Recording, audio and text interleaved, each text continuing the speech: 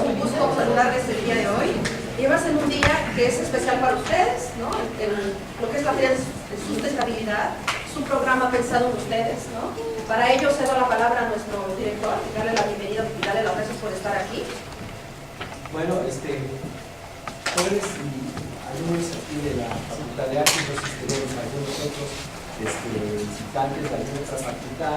Este es un evento que se desarrolla como la DES, como Departamento de Estudios Superiores, en el cual conformamos varias unidades académicas. Está la Facultad de Arquitectura, la Facultad de Diseño, el Instituto de Ciencias de la Educación, el ICE, también está, bueno, nuestra propia facultad, está la Escuela de Teatro, Danza y Música, y no sé si me dijo alguna, pero bueno, entonces como DES tenemos que estar organizando este tipo de eventos para mayor claridad, mayor conocimiento y mayor cultura por parte de nosotros hacia ustedes, ¿verdad?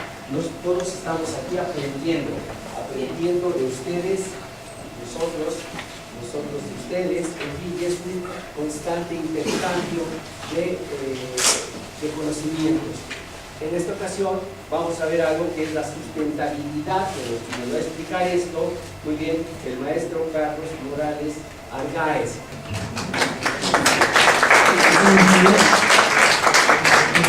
Bueno, vamos a usar esto porque la bola no me da. Pero bueno, miren, básicamente se supone que tenía yo que traer una presentación de cosas por ahí. Pero no, nada más vamos a platicar sobre qué pasa y qué es la permacultura. Les cuento rápidamente por qué terminé aquí platicando ahora con ustedes. Les platicaba que, bueno, pues yo lo que hacía era imágenes, trabajé una parte de mi vida en ello, pero en algún momento resulta que, les cuento rápido la historia, ¿no? Es así como de por qué estoy como estoy. En algún momento yo viví en la Ciudad de México la mayor parte de mi vida, una parte en departamentos. Entonces en algún momento trabajaba yo en la UNAM, por ahí conseguí una casa y tenía yo pues un patio, un jardincito como de 2x2. Y bueno, en algún punto dije, sería bonito tener un bosquecito, ¿no? Pero bueno, en las ciudades realmente es muy difícil tener un bosquecito. Y empezaba de moda esto de los arbolitos bonsai. Entonces, pues me apañé como unos 10, 15 arbolitos y los sembré ahí en mi mini jardín. Y eso me llevó a empezar a meterme en el asunto de los árboles bonsai y entender. Lo cierto es que no entendía nada de plantas, ¿no? En algún momento en el taller que daban, alguien decía, no, pues está lleno de tales árboles en la Ciudad de México. Yo ni siquiera veía los árboles, ni siquiera sabía que había árboles. Resulta que de los colorines que ahora acá se comen las florecitas en la Ciudad de México, la gente ni caso les hace, algunos todavía. Pero bueno, resulta que alguien me decía, no, pues es que los colorines son tales características. Y yo ni idea de que existían. Resulta que pues a la salida de mi casa había un colorín. Entonces empecé a darme cuenta como de la existencia de algo que uno, tal vez por la costumbre, termina no dándose cuenta de ello. Y compré una plantita y bueno, pues empecé a tratar como de entenderlo, lo cual me llevó, al final terminé con un montón de plantas, llevó a tratar de entender cómo crecen, cómo viven, qué hacen. Y eso terminó haciéndome entender lo que son los hábitats de cada uno de los individuos. Entonces terminé entendiendo que si ciertas plantas viven en la selva, tienen ciertas características con las que tienes que convivir, ¿no? En las que ellas viven, y uno pues se lleva las cositas a su casa y las siembra y luego se les muere, ¿no? Pero finalmente entender cómo nos vinculamos con la naturaleza, vamos olvidando ese vínculo, y cada vez, tal vez lo más grave es que culturalmente vamos perdiendo esa capacidad y se olvida, y en algún momento vamos a terminar viendo los bosques de esta manera, ¿no? Lo más cercano que hay ahora para estar en el bosque es esta forma, ¿no? Y muchos terminan así, incluso en algún momento terminaban vendiendo unos pósters que se pegaban en la pared, que eran así, ¿no? Entonces ya los pegabas y veías el bosque en tu casa, lo cual debe ser muy terrible, supongo, ¿no? Pues me pasaba un montón de tiempo editando, metido en un cuarto con equipos, y en algún momento quise salir de eso, y la opción que me dio fue pues con esto de que llegaron los arbolitos y las plantitas, dije a ver si por ahí va, ¿no? Y tratar de cambiar mi vida de 30 cuadros por segundo a 4 estaciones del año, ¿no? Primavera, verano, otoño, invierno. Y a partir de ahí empecé a entender muchas cosas sobre la naturaleza y sobre, o sea, me fue llevando el ir aprendiendo cosas, ¿no? La otra que también me hizo pensar mucho fue que alguna vez, ya que sembraba yo plantitas, pues bueno, ya les echas agüita, etcétera, y en algún momento por ahí tenía, eso es así como que me lo traigo muy en la cabeza. Estaba cultivando unos cebollines, entonces llega mi hijo, tendría unos 4 o 5 años, yo había, uno le echa, pues les echas comida y les echas pesticidas, insecticidas, todo este asunto. Entonces bueno, resulta que empecé a tratar de averiguar qué otras opciones había, ¿no? Por ahí apareció una amiga, me dijo, oye, pues va a haber un taller de cultivo, y vino un fulano, se llama Jairo Restrepo, eso fue hace como unos 25 años. Además la historia es muy curiosa, porque el individuo lo que vino es a dar como los primeros talleres de permacultura. La idea básicamente era enseñar a las personas a cultivar de una manera diferente, ¿sí? Usualmente la idea era, bueno, producir mayor cantidad con menos costos.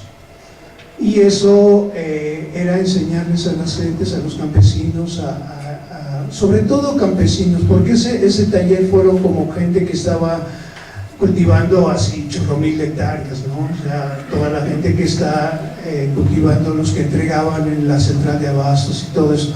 Y bueno, yo con mi locura llegué, pues mis plantitas y mis bonsai y esas cositas, ¿no? Pero finalmente nos enseñó a hacer abonos, nos enseñó a que hay una manera diferente de producir, y la idea era que la gente pudiera producir a muy bajo costo mayores cantidades de alimento y en condiciones saludables, mucho más sencillo y más económico. Lo que cuentan ellos es que ciertas gentes trabajaban, eran los encargados de lo del Feng Shui, y lo que hacían era irse y sentarse en un lugar específico donde se supone que se iban a hacer las casas o se iban a hacer para lo que los contrataban. Entonces resulta que se sentaban y empezaban a observar la naturaleza, el cómo funcionaban las cosas. Entonces, bueno, veían que en el campo, en cierto lugar, el viento pegaba de cierta manera, quemaba las plantas, en otro el agua corría, en algún punto veían que crecían mejor las cosas. Entonces, a partir de la observación de la naturaleza, lo que sucedía es que descubrían dónde podían vivir mejor, dónde pegaba más suave el viento, cómo es que podían utilizar como toda la zona a su beneficio, ¿no? Entonces, bueno, hay cosas como, incluso cuando si uno llega, ahora es muy difícil, ¿no? Pero si uno llega a tener un terreno, a comprarse un terreno para hacer una casa, lo primero que uno tendría que hacer es ir y sentarse en el lugar antes de construir, antes de cualquier cosa, y observar qué pasa ahí, ¿sí? A partir de observar cómo se mueve la naturaleza podemos ahorrar muchas cosas, ¿no? Otra es, a veces uno se preocupa, dice, bueno, pues ¿qué para las bardas, ¿sí? O sea, pues si uno va al lugar y se fija qué cosas están creciendo sin necesidad de mantenimiento, van a encontrar en un lugar las plantas que hay, las cosas que hay, y entonces descubren que hay un montón de plantitas que no necesitan regarlas, porque esa es su zona, ese es su hábitat. Entonces, con respecto a lo de permacultura, es como un tema muy amplio, que cada vez que pasa el tiempo evoluciona, está vivo el asunto de la permacultura, sí se va cambiando porque está modelada a partir del pensamiento de los individuos. Es decir, cuando ustedes empiecen a trabajar sobre ese tema y sobre ese conocimiento, van a ir descubriendo que se les van a ocurrir cosas, y esas cosas son las que se van a aplicar, ¿no? Empecemos a cambiar poco a poco la manera en que vivimos, la manera en que interactuamos con los lugares, la forma en que comemos, ¿sí? Casi todo está vinculado, parece que no, pero está muy relacionado. La manera en que percibimos el mundo, la manera en que comemos, la manera en que actuamos y cómo nos relacionamos con los demás individuos, ¿sí? Solo les cuento así como los principios que se enfatizan en la permacultura, ¿sí? Uno es observar e interactuar, es lo que les decía, esto no viene de ahora, muchos de los términos y de las acciones no se están inventando, son cosas muy antiguas, y esto de observar e interactuar lo hacían la gente de Oriente, y lo hacían mucha gente, o sea, los indígenas, todo el mundo lo hacía antes. Es simplemente observar la naturaleza, y como eres parte de ella, ves cómo puedes interactuar con ella, ¿sí? Entonces eso es lo que les decía, que si llegan a un terreno donde van a vivir, pues tienen que llegar y sentarse y ver qué es lo que ocurre, cómo pasan las cosas ahí, y en función de ello actuar. Entonces, de esta manera, en la permacultura es observan y después hacen algo al respecto, sin alterar la otra es, bueno, capturar y almacenar energía. Básicamente es, en lugar de gastarla, generarla, ¿no? Que es bueno utilizar la luz, o vamos, tiene que ver con construcciones. Y bueno, a regular y aceptar la retroalimentación. Es decir, no gastemos. La energía no solo es la luz, sino es todo el trabajo, todo lo que se produce. No lo tiremos, ¿no? Pongamos la gente, si ustedes ven la basura, es muy interesante ver el asunto de la basura, cómo se tira, ¿sí? La cantidad de plástico, la cantidad de, bueno, si es que yo supongo que ahora ya casi está obligado a que todo el mundo se pare, ¿sí? Pero es muy curioso ver que la parte de tirar basura orgánica son botes y botes que se tiran, y resulta que eso es comida. Entonces estamos muy acostumbrados a tirar las cosas.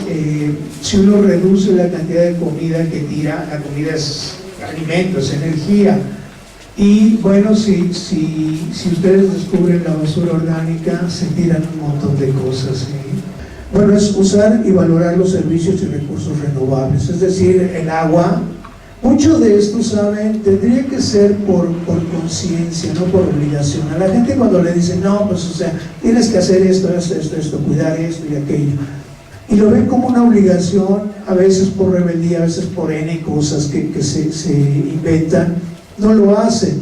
Pero lo real es que si se acaban el agua, todos sabemos que tenemos como la idea de bueno, pues abre la llave y sale el agua, pero eso implica una cantidad de cosas, ¿sí? Si hay lugares en los que no hay agua, tendríamos que percibir partes de la naturaleza como son seres vivos y respetarlos, y en todo caso interactuar con ellos, ¿sí? Más que seguir pensando en que llegamos e imponemos nuestra idea, nuestra visión de las cosas, y lo alteramos desde cómo necesitamos. Si mantenemos el equilibrio, no hay necesidad de estar matando individuos, entre ellos se mantiene también el equilibrio, ¿no? Lo mismo sucede si cultivan plantas, es decir, de repente los mismos insecticidas que se usan en casa para liquidar todo lo que no queremos ver, lo mismo es cuando cultivamos plantas, ¿sí?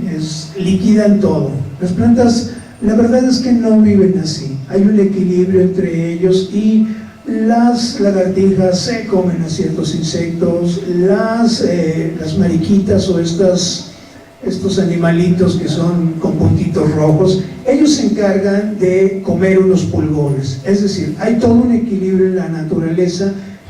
La Tierra es un individuo vivo, aunque no parezca, lo es, Y la forma en que se ha ido alimentando y ha ido creciendo y se ha hecho un lugar donde existen muchas otras formas más pequeñas y diferentes de vida es a partir de, en el transcurrir de la historia, lo que ha pasado es que todos los animales vivos finalmente mueren, ¿sí? Se pudren, se van degradando y terminan en la tierra.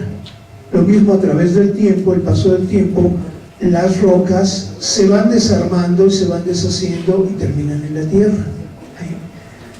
Y entonces todos estos elementos, con el paso del tiempo, es lo que se va formando como el alimento de la tierra y lo que la forma. Y eso es lo que va a alimentar a las plantas. Si en lugar de pensar en que ponemos abonos de cierto tipo, alimentamos a la tierra, las plantas van a crecer de una manera diferente, ¿sí? Lo que sucedió es que, en efecto, si tú le metes nitrógeno a una planta, el verde va a crecer mucho más. Entonces terminas y puedes producir aparentemente alimentos, mayor cantidad de alimentos si trabajas de esa manera. Lo único que está pasando es que estás forzando a que se produzca de una forma, digamos, poco natural, ¿sí? Porque estás obligando a que la planta produzca, pongamos, mayor cantidad de verde, pero el equilibrio que tiene internamente el individuo no es de esa manera. Bueno, desde casa, tampoco, ahora bien, toda esta plática, decir, bueno, sí, ¿qué onda conmigo? Que yo ni cultivo, ni tengo tierra, ni nada, ¿no? Pero les decía que podemos ir haciendo cosas poco a poco y muy en corto, ¿sí?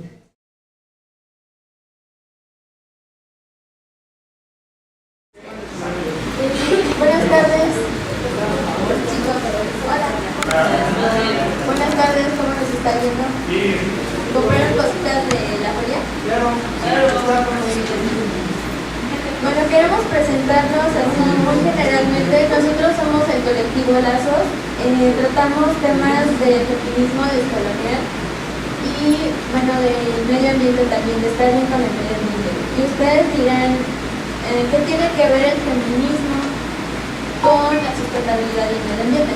Pues necesitamos estar bien con nosotros para estar bien con el medio ambiente y viceversa. Esto es recíproco. Vamos a explicarles un poquito, así muy general, de lo que trata el video. El documental que vamos a ver es sobre, bueno, es una plática que hace Lorena Carnal, que es una feminista comunitaria mediática de Guatemala, y ella plantea, bueno, es parte de las ramas de los feminismos descoloniales, ¿no? Hay feminismos afrocaribeños, latinoamericanos, comunitarios, afrodescendientes, indígenas, ¿no? Que se han juntado por varias partes. Y creo que es importante recalcar este punto, que está muy bien hablar de sustentabilidad y del cuidado del medio ambiente, pero que quiero que nos quede como algo claro que está bien hablar de eso a nivel mundial, obviamente por el contexto en el que estamos pasando, ¿no? La contaminación y todo esto, pero sí quiero recalcarlo justo en América Latina, porque es importante hablar de este tema justo en América Latina. Es porque hemos sido un territorio históricamente colonizado y que sigue habiendo una colonización, ¿no? Que se ha perpetuado, que opera de otras maneras, pero que aquí el territorio, por ejemplo, con las transnacionales y bueno, normalmente las transnacionales, estos megaproyectos siguen viniendo de estos países históricamente colonizadores que vienen aquí, ¿no? Y que somos como una especie de basurero, o incluso en México y en Latinoamérica no existen leyes que regulen por eso, ¿no? La naturaleza. Y ahora también con el contexto nacional de la privatización de los bienes naturales, entonces creo que tenemos que estar como bien contextualizados en eso y porque es muchísimo más importante, o sea, no es muchísimo más importante, pero muy importante como focalizar la importancia de la sustentabilidad en América Latina y en México, ¿no? Este contexto, y justamente que tiene que ver con nuestros indígenas, con nuestros hermanos afrodescendientes de aquí de México y de América Latina, porque despojan sus territorios y no solamente afectan a ellos, que sí son los principalmente afectados, pero también a nosotros, ¿no? Cuando en las colonias no hay agua, cuando nos están exportando gasolina muchísimo más cara, ¿no? Cuando estamos consumiendo productos extranjeros y sintéticos y estamos vendiendo nuestros productos a estos países de nuestros mejores productos naturales y entonces nuestro cuerpo se ve ahí afectado. Bueno, mi nombre es Miguel y también estoy en el colectivo Lazos. Y como mencionan mis compañeras, amigas, es muy importante el tema de la sustentabilidad en el feminismo descolonial, porque el feminismo descolonial tiene mucho que ver con este tratamiento y acercamiento a la tierra y a nuestro cuerpo, ¿no? Cuerpo-tierra. Entonces, una mujer, un hombre que respeta a su medio ambiente, su entorno, lo protege, también tiene como consecuencia, como reacción, el cuidar su propio cuerpo, el respetar su propio cuerpo, y así en conjunto poder tener una armonía, ¿no? Rompemos con un ciclo que, como dice Judith, por un sistema patriarcal, los lugares que vienen aquí a colonizarnos y que todavía vivimos este sistema, ¿no? De un país superior a otro, al explotado, pues sí, ¿no? Conforme a eso nosotros rompemos ese ciclo de un ciclo vicioso y hacemos un nuevo ciclo que es un ciclo más sano, ¿no? Un ciclo más amigable con nosotros, con nuestro cuerpo, con nuestra mente y con el planeta, con nuestro entorno, incluso con nuestras relaciones que tenemos entre amigos, entre amigas, ¿no? Entonces, pues los invitamos a que vean con nosotros el video y pues vamos a tomar estos temas, debatirlos, cualquier pregunta, vayan haciendo sus notas. Y igual pues, es un campo, un lugar abierto para cualquier cosa que ustedes lleguen a preguntar, que nos tengan que preguntar a nosotras por qué pues, ahora sí que estamos haciendo esto, ¿no?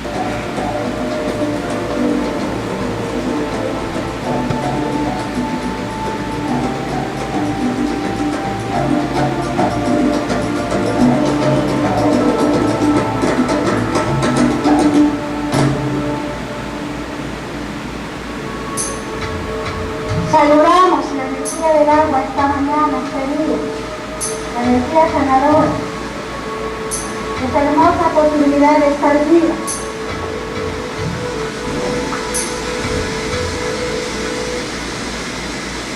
Mujeres de pueblos, mujeres de diferentes territorios. Tomamos nuestra vela y vamos a empezar a hacer nuestro acto de conciencia aquí en este lugar. Y vamos a respirar profundo, aquí, ahora, en este lugar del cosmos, para que esa hermosa energía de la naturaleza revitalice nuestros cuerpos y nos llene de alegría.